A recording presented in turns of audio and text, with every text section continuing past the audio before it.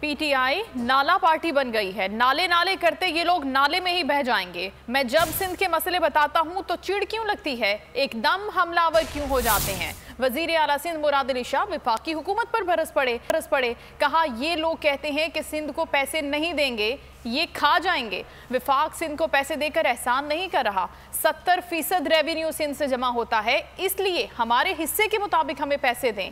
सिंध का मौशी कत्ल किया जा रहा है, वो मंसूबे दिए गए जिनकी जरूरत ही नहीं।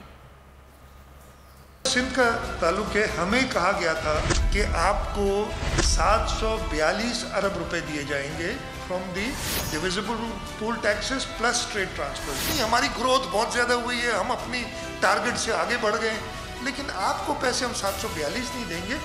अब रिवाइज में वो आ गई है बजट ना, किताब आपने देख ली होगी। 680 अरब कर दिए, 680.4 या 5 बिलियन। 11 महीने में 598 अरब रुपए मिले। हमारे साथ शदीद नाइंसाफी हुई है। हमें वो प्रोजेक्ट्स दिए गए हैं जिनकी हमें ज़रूरत नहीं है, ज़बरदस्ती थोपे गए हैं। मैं और कोई इल्ज़ाम तो नहीं लगा रहा ना, मैं कह रहा हूँ ये तो वादे आपने पिछले साल भी किए थे कि हम इतने अरब दे देंगे, इतने अरब। मैं कह रहा हूँ ये प्रोजेक्ट्स ऐसे हैं जिन पर खर्च ही नहीं हो सकता।